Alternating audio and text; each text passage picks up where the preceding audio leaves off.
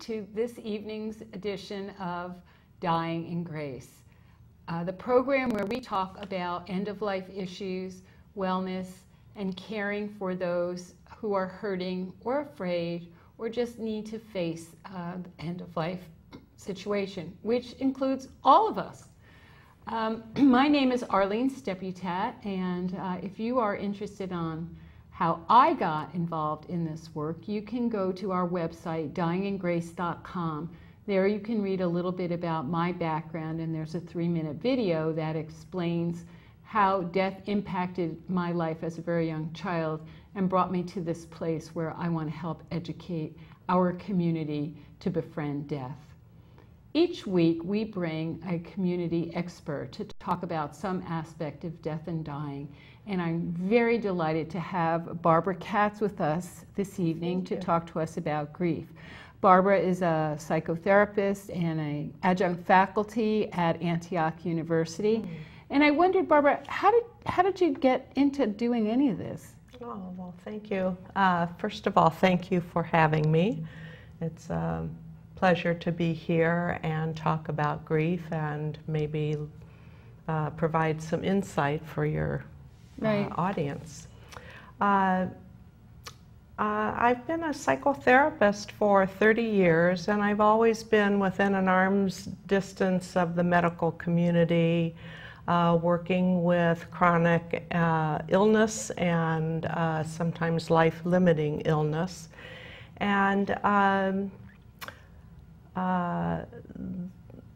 about 14 years ago, I turned toward more intense interest in bereavement. My granddaughter was born with some deformities, and she did not live beyond 4 months. And so that whole experience of watching my children and their coping with her death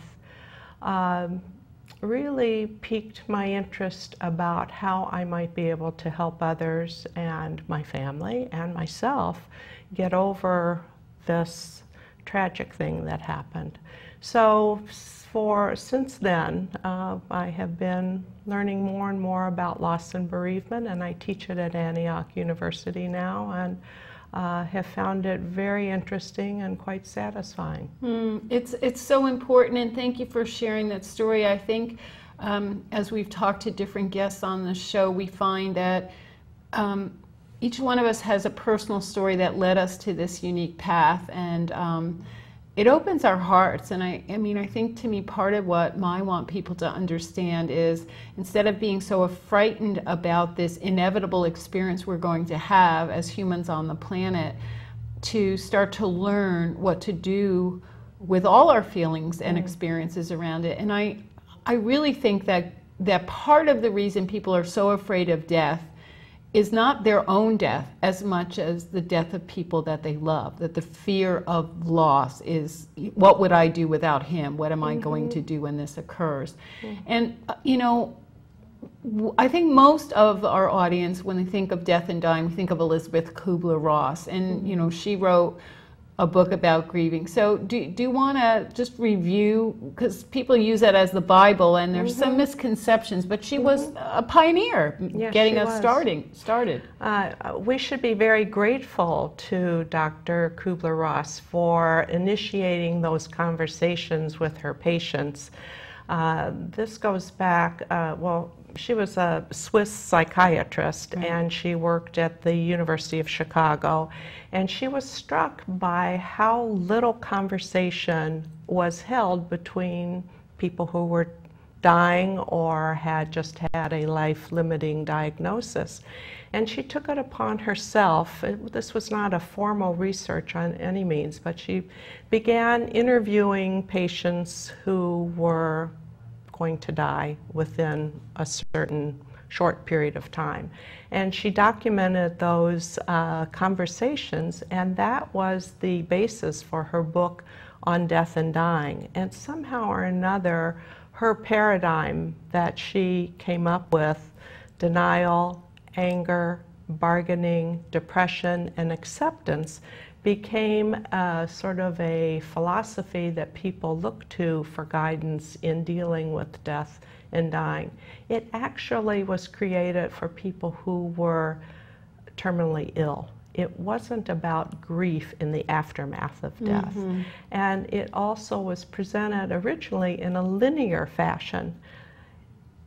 Even Kubler-Ross, in her last days before she died, said, "I made a mistake. It is not linear. It is very circular and sporadic and comes in fits and spurts and waves of emotion. There's nothing linear about it." But somehow that paradigm has stayed. It wasn't a scientific, research validated sort of study, but we should be very grateful to her for getting that conversation going. Yeah, I think it's really important, and it's wonderful that she too thought it was a template, a linear path, and realized that it's not, because I think that old thinking about it's progressive. People think, oh, well, I'm moving on to the next thing. I'm in acceptance, so I'm never going to be angry again. And that's really, then you think you've backtracked, and there's so much misunderstanding about how to handle grief. But since her pioneering work, there's been some other people who've done research, and you know, there's a lot about grief that we've learned since that time. And I know you have a particular person whose work you embrace, and could you tell us a little bit? Worden, I believe, is his name. Right? So, William Worden is a psychologist here in California, and he has written a book that outlines 4 tasks that he feels one goes through at various times. There's no specific order, but he thinks that, and I'll just name them as tasks 1, 2, 3, and 4. Okay. That the first task is that just accepting the reality of the death. And we may get it intellectually, but emotionally it takes some time. We may need to call the funeral home, or make plans with family to gather around, or we go through those motions, but inside, emotionally, we may not be grasping that the person, our loved one or friend, has died. And so accepting the reality of the death takes some time. Sometimes clients will say, well, I saw my father in the crowd. There is that yearning for the person to be there, and maybe they're driving down the street, and out of the corner of their eye they think they see their loved one walking on the street. There's that yearning, that resistance to accept the reality of the death. Let me just say one thing, because I can so strongly identify with that, particularly in my own case. I've had many sudden deaths, and when I got the phone call that my mom had passed away, I went into what I call administrative modality. Okay, because I'm an only child and I had to handle everything, and I immediately clicked into action. I have to do this, I have to do that, all those tasks that you're talking about, and I was doing it so I didn't feel what was true. You know, it was a way to do instead of be and feel, and it took quite a while, and I think, at least I know, that's part of my own distraction around avoiding grief, is to get busy. Well, I think that's a very normal reaction that we use, because if you got into the emotions, you wouldn't be available to do the tasks that you needed to do to make things happen. And so the mind lets in what it is able to handle at the time. Sometimes people deny the meaning of the loss as a way to avoid the reality, by saying things like, well, maybe that person wasn't that important to me, or oh, I don't know, I wasn't really that close, or oh, I always had a little gripe with this relative or that relative. That could be a way of denying the reality by diminishing the meaning of the relationship. Wow. Grief is very complicated. It is complicated. So I wanted you to continue telling us the task. So the next task that Worden outlines is processing the pain, and that is really difficult. That means to allow yourself to be aware of what it is that you are missing about the person. And perhaps that comes up at a holiday time or an anniversary or special events, or maybe it's tax time and you and your partner always did taxes together, and suddenly you're realizing they're not there and you're going to have to do this on your own. Society also makes it a little bit difficult for us. The people around us, our community, don't always allow us to be in the pain that we feel. I think that people are uncomfortable when their friends or their family members are depressed or not getting on with their lives, and so they try to hurry the grieving process along. And if you're holding a lot of grief, that's very difficult to attend to your own grief, but also hear the negation of your family and friends to move on and go out and attend this or that activity when you just don't feel like it. So yeah, I also think a lot of times, and the whole societal thing is, we hear of a death of someone, maybe that's an acquaintance or a neighbor or someone we knew, and we rally around for maybe 2 weeks, maybe 3, we attend or we do some things. And then we often go on with our own lives and completely forget how it is for the other person. And I go back to my mother. My mom died in October. Mother's Day was horrible. The first Mother's Day without my mother, but nobody thought about me. And I had no idea until I went into a card store and saw a Mother's Day card and just broke down in tears. I mean, it kind of blindsided me. And everybody else, as you said, had forgotten and assumed I was fine. And I think sometimes people feel the need to put that bravado on. So instead of expressing when you realize your pain is not really makes other people uncomfortable, it's easier to kind of go underground and pretend. And it's really damaging. It prolongs the grief in my own experience by denying what's really true. Well, I think that is part of the reflection of our society wanting us to quickly heal. And some people are quite resilient. There's a professor at Columbia, George Bonanno, who wrote a book called The Other Side of Sadness. And he says that people are quite resilient and that grief is limited and that people can return to work and pretty much the lives that they had before in a much faster pace than what other research has said. So the science is still being developed. This is a conversation that we're having more and more frequently, and more research is being done. Oh.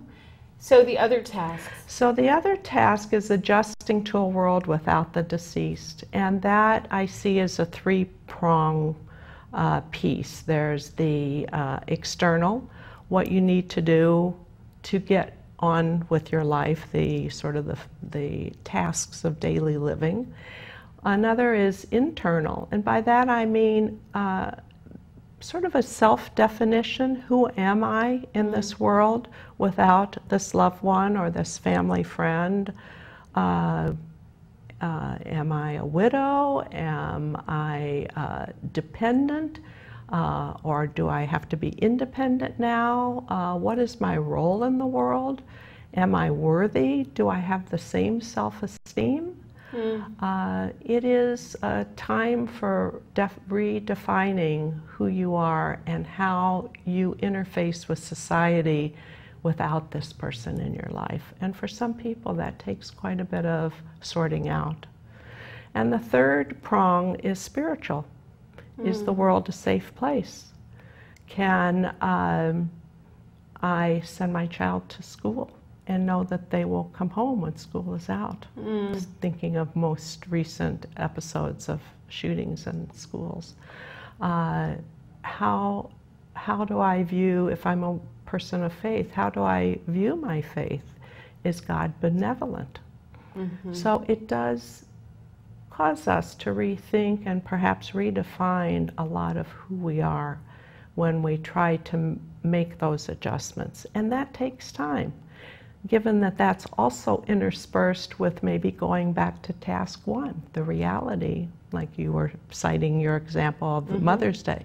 So there is that bouncing back and forth, and it just takes time to sort that out. And then the fourth task, Arlene, is making an enduring connection with the person. And by that I mean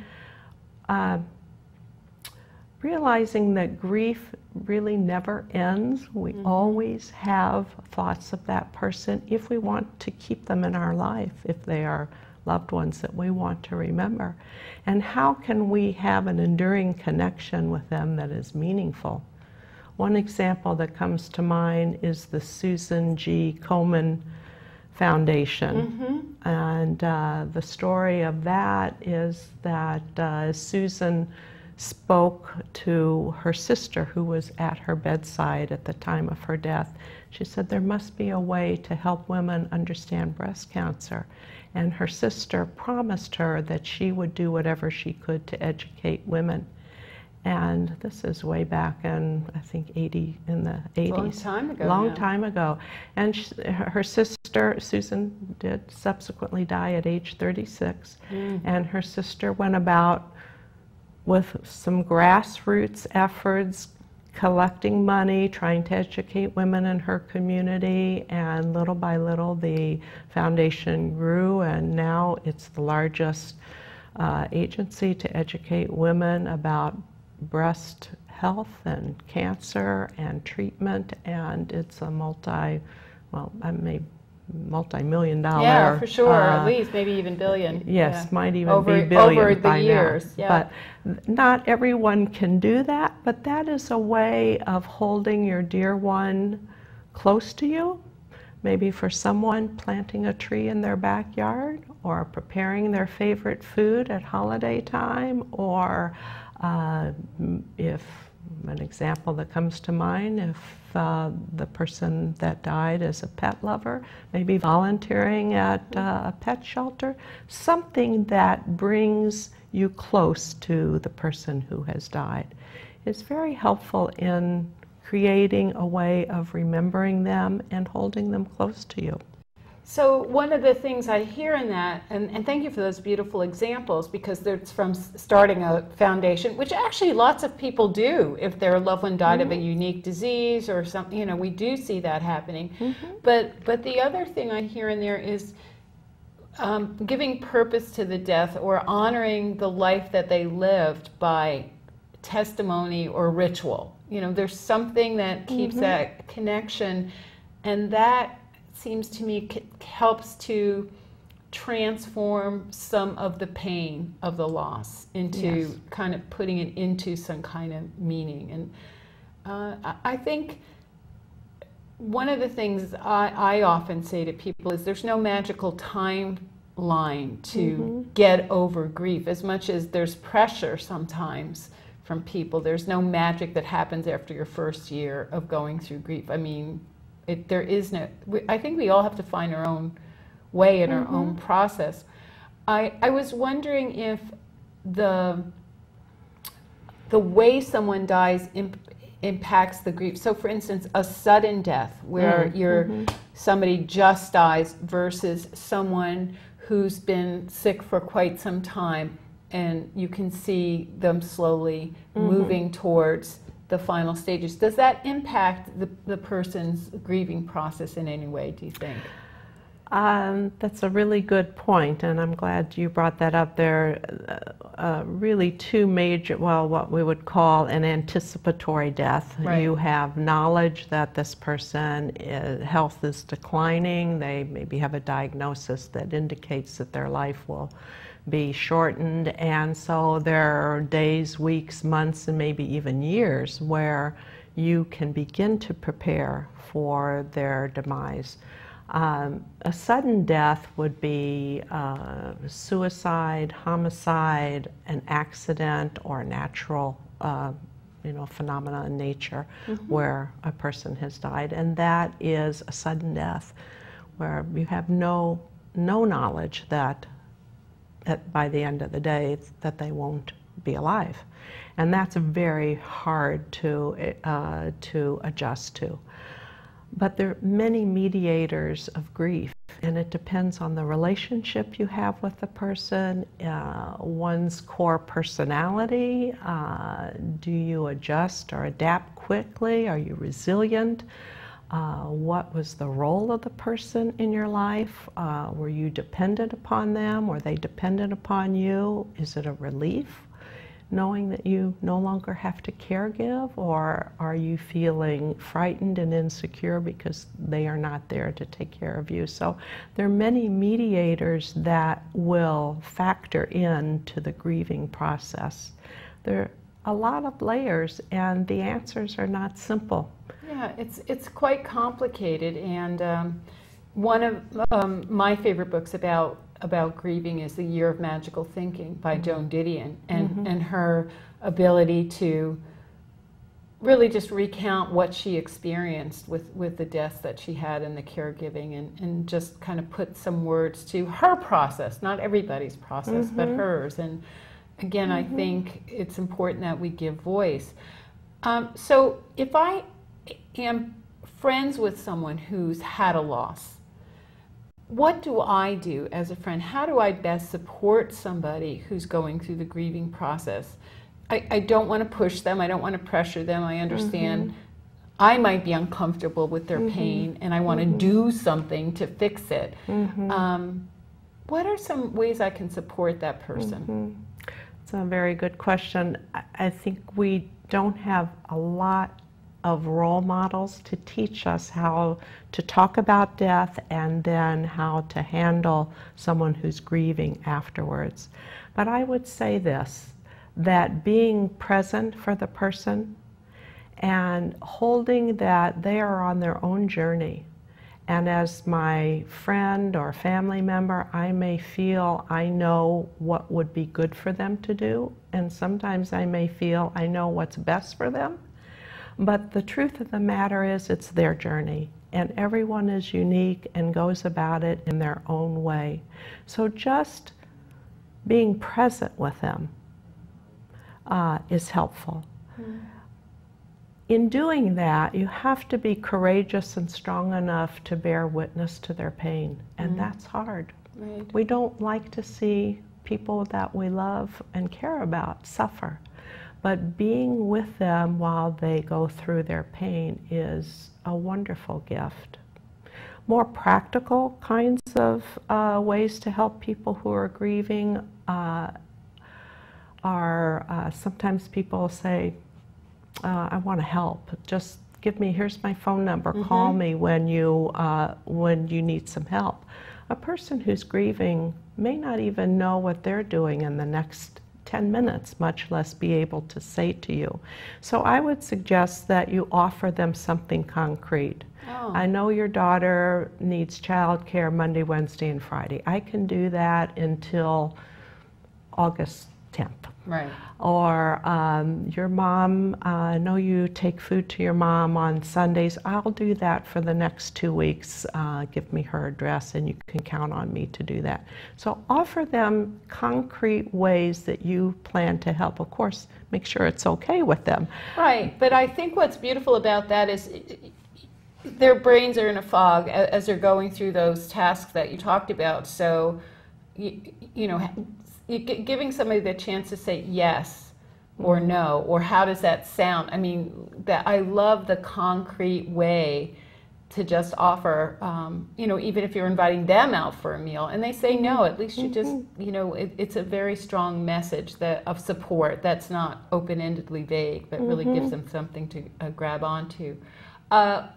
Also, we in our community have resources for people that are grieving, and I wondered if you wanted to mention a few. And then there's some other resources for people that might not live here that they could investigate. So did you want to talk a little bit about those? Well, yes. Hospice of Santa Barbara offers grief counseling, and also visiting nurses and hospice care have services for people who are grieving. And let me just say that both of those services in the community are free.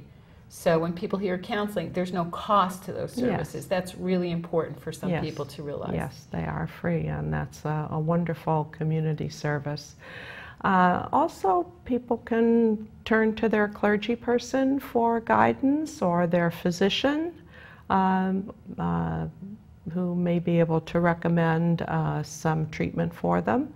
I happen to like a particular program called Death Over Dinner. It's a website. And Deathoverdinner.com, yes? Yes, yes. It is what I think is a wonderful gift for people who are preparing for end-of-life kinds of tasks. And it calls the family together over dinner. Word-of-family conversations usually take place, but around the kitchen table or dining room table. And so it guides you step by step by step about how to call your family and your friends together to begin to discuss what important things you want and how you want to orchestrate your end of life, or what you want the people to do that are important to you after you pass away. And so, I think that's the most important, I mean, that's the message of this show, is to have the conversations. Yes. All these conversations. Barbara, I want to thank you so much for sharing. We have a book. It's called The Book of Living Love, because as you said, to live in hearts you leave behind is not to die. If there's someone you'd like to add in our book, yes, please feel free. Thank you. I want to thank TVSB and my crew, Elliot Jacobson and Michael Nicholson, this evening. I also want to invite you, our viewers, if there's someone that you would like to remember as part of a way of honoring, you can go to our website, dyinggrace.com, and add their name in the Book of Living Love. Thanks for watching.